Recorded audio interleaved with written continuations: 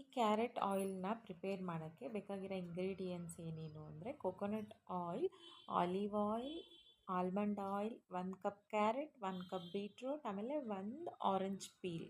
So ನಾವು start ಮಾಡೋಣ. First ನೀವು ಸ್ಟವ್ ಆನ್ ಮಾಡಿಕೊಂಡು ನಿಮಗೆ ಯಾವ ಒಂದು ಪಾತ್ರೆ ಕಂಫರ್ಟಬಲ್ ಇದೆ ಅದನ್ನು ಕ್ಲೀನ್ ಮಾಡ್ಕೊಳ್ಳಿ. ಯಾಕಂದರೆ ಕುಕ್ ಮಾಡಿರ್ತೀವಿ, ಡಿಶಸ್ದು ಫ್ಲೇವರ್ಸ್ ಎಲ್ಲ ಇರುತ್ತೆ. ಅದಕ್ಕೆ ನೀರು ಹಾಕಿ ನೀವು ಚೆನ್ನಾಗಿ ಕುದಿಸಿ ಪಾತ್ರೆನ ಕ್ಲೀನ್ ಮಾಡಿಕೊಂಡು ನೆಕ್ಸ್ಟು ನೀವು ಈ ಸ್ಕಿನ್ ಕೇರ್ ಆಯಿಲ್ನ ಪ್ರಿಪೇರ್ ಮಾಡೋಕ್ಕೆ ಸ್ಟಾರ್ಟ್ ಮಾಡಬೇಕು.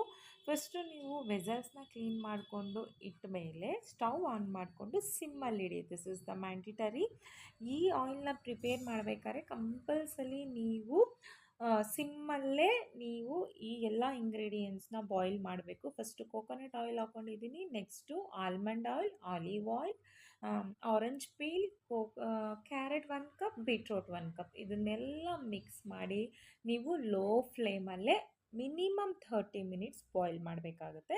ಸೊ ಇದು ಬಾಯ್ಲ್ ಮಾಡಿ ಆದಮೇಲೆ ಈ ಆಯಿಲು ನೀವು ನೋಡ್ತಾ ಇರೋ ಹಾಗೆ ಗೋಲ್ಡನ್ ಕಲರ್ ಆಯಿಲು ನಿಮಗೆ skin care very brightening, glowing ಮತ್ತು ಈವನ್ ಟೋನ್ ಮಾಡೋ ಅಂಥ ಆಯಿಲು ನಿಮಗೆ ಕ್ರಿಯೇಟ್ ಆಗುತ್ತೆ. ನೋಡಿ, ನಾವು ಸಿಮ್ಮಲ್ಲಿಟ್ರೂ ಬಬಲ್ಸ್ ಸ್ಟಾರ್ಟ್ ಆಗಿದೆ. ಇದು ಹಾಫ್ ಆನ್ ಅವರ್ ಇದೇ ರೀತಿ ಎಲ್ಲ ಇಂಗ್ರೀಡಿಯೆಂಟ್ಸು ಆಯಿಲಲ್ಲಿ ಅದರದ್ದು ಅಂಶ ಬಿಡೋವರೆಗೂ ನಾವು ಸಿಮ್ಮಲ್ಲೇ ನಾವು ಇದನ್ನು ಬಾಯ್ಲ್ ಮಾಡಬೇಕು. ಸೊ ನೋಡಿ, ಬಿಗ್ ಬಬಲ್ಸ್ ಬರ್ತಾ ಇದೆ. ಇದೆಲ್ಲ ಬಬಲ್ಸು ಮಿನಿಮೈಸ್ ಆಗಿ ಎಲ್ಲ ಬಬಲ್ಸು ಹೋಗೋವರೆಗೂ ನಾವು ಬಾಯ್ಲ್ ಮಾಡಬೇಕಾಗುತ್ತೆ.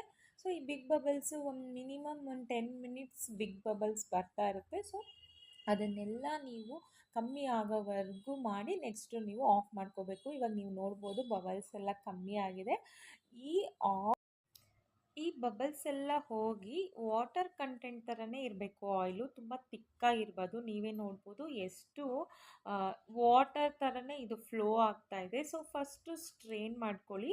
ನೀವು ಇದನ್ನು ಡಬಲ್ ಸ್ಟ್ರೈನ್ ಮಾಡಬೇಕಾಗುತ್ತೆ. ಯಾಕೆ ಅಂದರೆ ಅದರಲ್ಲಿ ಚಿಕ್ಕ ಚಿಕ್ಕ ಪಾರ್ಟಿಕಲ್ಸ್ ಇರುತ್ತೆ. ಇವಾಗ ನೀವು ನೋಡ್ಬೋದು, ನಾನು ಒಂದು ಜಾರ್ಗೆ ಡಬಲ್ ಸ್ಟ್ರೈನ್ ಮಾಡ್ತಾ ಇದ್ದೀನಿ. This is the best oil for well uneven ಸ್ಕಿನ್ನ ರೆಡ್ಯೂಸ್ ಮಾಡೋಕ್ಕೆ. ಪಿಗ್ಮೆಂಟೇಷನ್ ಕೂಡ ರೆಡ್ಯೂಸ್ ಆಗುತ್ತೆ. ಬಟ್ ಇದು ಲಾಂಗ್ ಲಾಸ್ಟಿಂಗ್ ಆಗಿ ಯೂಸ್ ಮಾಡಬೇಕಾಗುತ್ತೆ. ಟ್ರೈ ಮಾಡಿ. Thank you.